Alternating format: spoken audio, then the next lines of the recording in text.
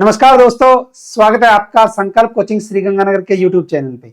जो इस YouTube channel पे पहली बार है, चैनल को सब्सक्राइब, जो वीडियो देख रहा है वीडियो को लाइक और अपने दोस्तों के साथ शेयर करना ना भूलें। पटवार बीएसटीसी प्रयोगशाला सहायक चतुर्थ श्रेणी कर्मचारी ऑफलाइन बैच 28 जनवरी से शुरू होने जा रही है। आपको पता है कि 8वां वेतन आयोग लागू होने वाला है, तो सैलरी का तो फिर कहना ही क्या। तो बेहतरीन टीम से जुड़िए, बेहतरीन तैयारी कीजिए संकल्प कोचिंग गंगानगर के अंतर्गत। इसके अलावा रीट पात्रता 2025 में शिक्षण विधियां मैराथन क्लास जो है वो 27 जनवरी को 8:30 बजे आने वाली है संजय सर के द्वारा। ये क्लास भी आपको जरूर लगानी है, ज्वाइन कर लेना। इसके अलावा शुरू करते हैं अपने क्लास का पहला क्वेश्चन। नई दिल्ली में गणतंत्र दिवस समारोह 2025, गणतंत्र दिवस समारोह 2025 जिसका आयोजन नई दिल्ली में, और नई दिल्ली में आयोजन में वायुसेना के परेड कमांडर की जिम्मेदारी कौन निभाएंगे? कौन सी वायुसेना? वायुसेना के परेड कमांडर की जिम्मेदारी जो दी गई है वो अपने राजस्थान के एक व्यक्तित्व को दी गई है और उसका नाम आता है महेंद्र सिंह गराटी। क्या नाम आता है? महेंद्र सिंह गराटी। तो महेंद्र सिंह गराटी का संबंध अगर पूछे कि किस राज्य से है, तो राजस्थान से। राजस्थान से किस जिले से है? तो झुंझुनू जिले से। तो राजस्थान के झुंझुनू जिले के पटाना गांव निवासी वायुसेना में स्क्वाड्रन लीडर महेंद्र सिंह गराटी इस बार नई दिल्ली में गणतंत्र दिवस पर होने वाले समारोह में वायुसेना के परेड कमांडर की जिम्मेदारी निभाएंगे। तो वायुसेना के परेड कमांडर की जिम्मेदारी किसे दी गई है? तो महेंद्र सिंह गराटी। महेंद्र सिंह गराटी का संबंध किस राज्य से है? तो राजस्थान से है। राजस्थान के किस जिले से है? तो झुंझुनू जिले से। नेक्स्ट, प्रदेश के किस जिले में प्रोजेक्ट श्रम संबल अभियान चलाया जा रहा है? एक अभियान जिसका नाम, एक प्रोजेक्ट का नाम आता है श्रम संबल अभियान। ये अभियान हमारे राजस्थान के अंतर्गत चलाया जा रहा है राजसमंद जिले में। किस जिले में? राजसमंद जिले में। तो राजस्थान के राजसमंद जिले में श्रम संबल अभियान चलाया जा रहा है और जिसके तहत राजस्थान के राजसमंद जिले के कलेक्टर हैं बाल मुकुंद असावा। इनके निर्देशन में नवाचार प्रोजेक्ट श्रम संबल के तहत मिशन मोड पर कार्य किया गया। मिशन मोड पर निर्माण श्रमिक शिक्षा एवं कौशल विकास योजना, ये योजना क्या, इसकी चर्चा करेंगे। से श्रमिकों के बच्चों को जोड़ने का कार्य किया गया है। जिले में वित्तीय वर्ष 2023-24 में 31 मार्च 2024 तक योजना के अंतर्गत सिर्फ 570 बच्चों के आवेदन स्वीकृत कर 52 लाख की छात्रवृत्ति स्वीकृत की गई है। हमारे राजस्थान के अंतर्गत मिशन मोड निर्माण श्रमिक शिक्षा एवं कौशल विकास योजना, जिसके लिए चलाया गया श्रम मंडल अभियान, भवन एवं अन्य सह निर्माण श्रमिक कल्याण मंडल राजस्थान द्वारा निर्माण श्रमिकों के बच्चों को शिक्षा सहायता प्रदान करने के लिए शुरू की गई एक योजना जिसका नाम क्या आता है? निर्माण श्रमिक शिक्षा एवं कौशल विकास योजना। तो निर्माण श्रमिक शिक्षा एवं कौशल विकास योजना राजस्थान के द्वारा निर्माण श्रमिकों के बच्चों को शिक्षा सहायता प्रदान करने के लिए, छात्रवृत्ति प्रदान करने के लिए शुरू की गई। इस योजना के तहत पंजीकृत निर्माण श्रमिक के अधिकतम 2 बच्चों को पात्रता अनुसार कक्षा 6 से उत्तीर्ण करने के पश्चात स्नातकोत्तर तक छात्रवृत्ति की राशि प्रदान की जाती है। तो निर्माण श्रमिकों के कितने बच्चों को? 2 बच्चों को। कौन सी कक्षा उत्तीर्ण करने पर? कक्षा 6 उत्तीर्ण करने के बाद जो है उनको क्या मिलती है? छात्रवृत्ति मिलती है। योजना प्रारूप के अनुसार पात्र बच्चे कक्षा 6वीं से लेकर उच्च शिक्षा आईआईटी, डिप्लोमा, स्नातक, स्नातकोत्तर तक की पढ़ाई करने वाले बच्चे छात्रवृत्ति के लिए आवेदन करके योजना का लाभ उठा सकते हैं। योजना में वार्षिक प्रति मात्र बच्चे को वर्गीकरण अनुसार 8,000 से 17,000 रुपए तक की स्कॉलरशिप का प्रावधान है। तो 8,000 से 17,000 की स्कॉलरशिप मिलती है कक्षा 6 उत्तीर्ण करने के पश्चात उच्च शिक्षा के लिए, और वो नाम आता है आपका निर्माण श्रमिक शिक्षा एवं कौशल विकास योजना। आपके शिक्षा से जुड़ी हुई है, इसलिए आपके अच्छी और इंपॉर्टेंट योजनाओं।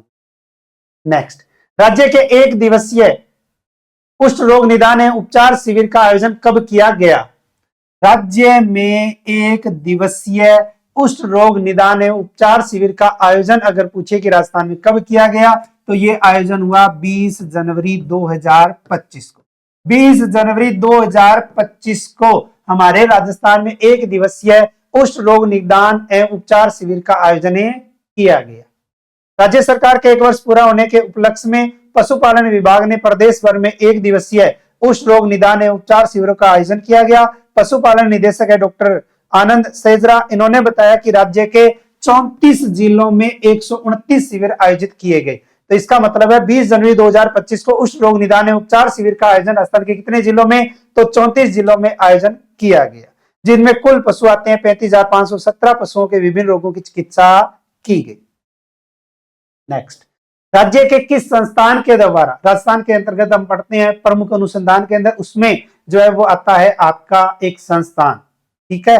तो राज्य के किस संस्थान के वैज्ञानिकों द्वारा IoT सक्षम पोर्टेबल एंडोस्कोप तकनीक विकसित की गई है? राजस्थान के अंतर्गत आती है आपकी सीरी। सीरी अगर पूछे है कहां, तो सीरी है पिलानी में। सीरी कहां है? पिलानी में।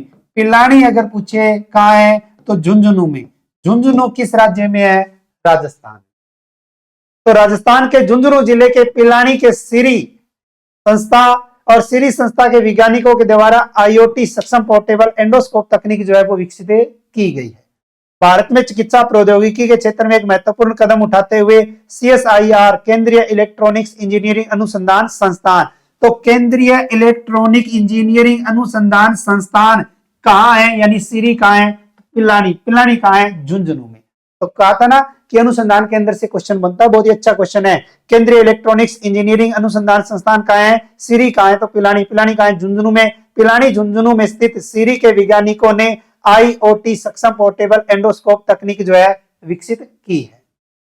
वैज्ञानिकों ने IoT सक्षम पोर्टेबल एंडोस्कोप प्रौद्योगिकी का विकास किया है। इस प्रौद्योगिकी के माध्यम से जटिल सर्जरी को सुरक्षित, सुविधाजनक एवं अधिक प्रभावी बनाया जा सकेगा। पोर्टेबल एंडोस्कोपी का प्रौद्योगिकी हस्तांतरण messrs Yellow Medipulse private limited Delhi को किया गया है, जो इस प्रौद्योगिकी के माध्यम से बड़े पैमाने पर उपकरणों का निर्माण कर बाजार में उपलब्ध कराएगा।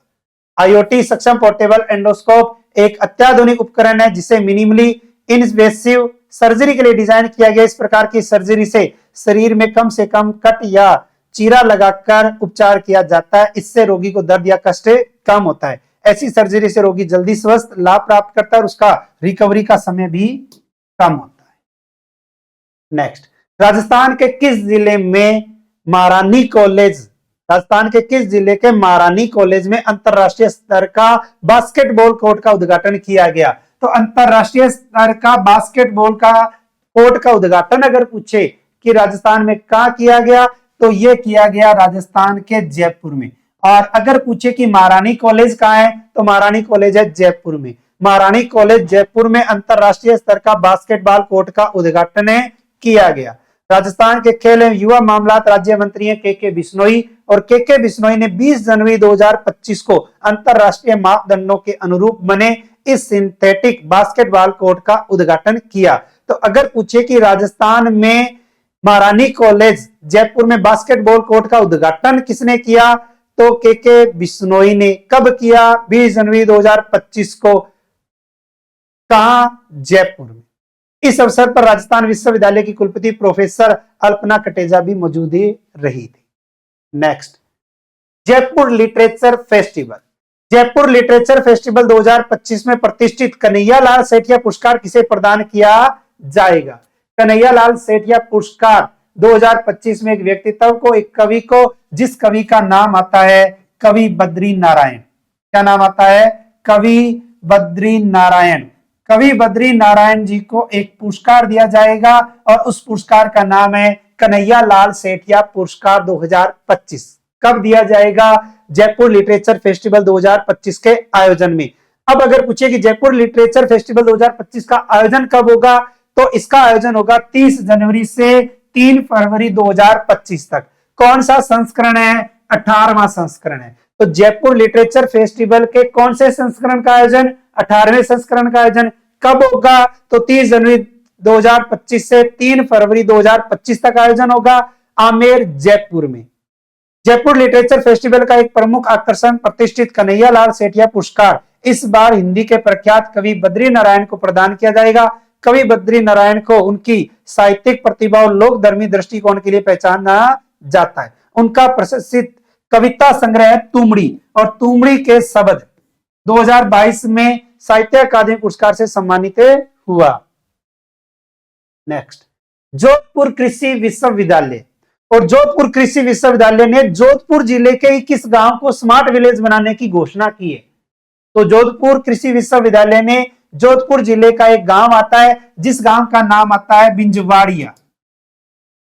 बिंजवाड़िया गांव, और बिंजवाड़िया गांव को क्या बनाया जाएगा? स्मार्ट विलेज बनाया जाएगा। तो जोधपुर जिले के बिंजवाड़िया गांव को स्मार्ट विलेज कौन सा कृषि विश्वविद्यालय? जोधपुर कृषि विश्वविद्यालय। जोधपुर कृषि विश्वविद्यालय किस जिले के बिंजवाड़िया गांव को स्मार्ट विलेज? तो जोधपुर जिले के बिंजवाड़िया को स्मार्ट विलेज बनाए जाने की घोषणा की है।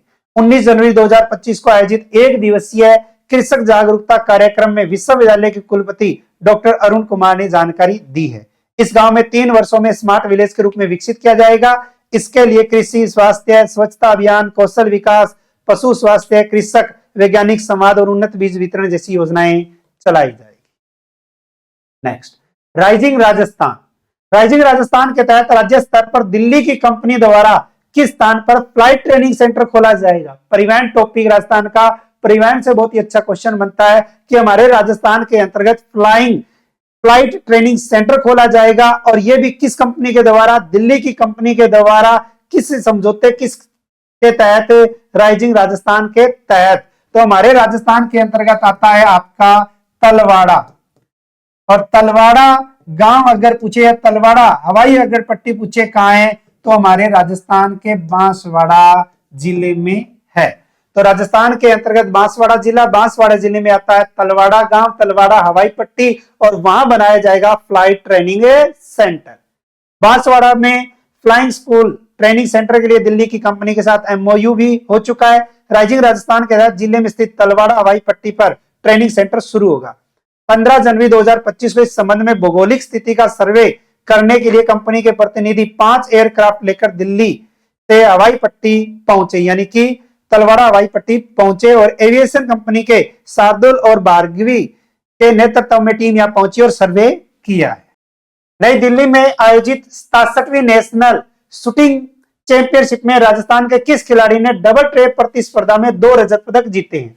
आयोजन कहां हुआ? नई दिल्ली में। नई दिल्ली में 67वीं नेशनल शूटिंग चैंपियनशिप यानी निशानेबाजी, और निशानेबाजी चैंपियनशिप में राजस्थान का एक खिलाड़ी आता है जिसका नाम आता है हर्षवर्धन सिंह। हर्षवर्धन सिंह। और हर्षवर्धन सिंह ने डबल ट्रैप प्रतिस्पर्धा में कितने पदक जीते हैं? 2 रजत पदक जीते हैं। प्रतियोगिता में हर्षवर्धन ने राजस्थान राज्य में फर्स्ट रैंक प्राप्त की। नेक्स्ट, जयपुर में आयोजित एक कार्यक्रम में solar energy leader of the year award से किसे सम्मानित किया गया? कहां आयोजन हुआ? जयपुर में। Solar energy leader of the year award अगर पूछे किसे मिला है, तो यह मिला है यशवर्धन सिंह को। किसे मिला है? यशवर्धन सिंह को मिला है, यशवर्धन शर्मा को मिला है। यशवर्धन शर्मा को एक अवार्ड दिया गया है जिस अवार्ड का नाम आता है solar energy leader of the year award.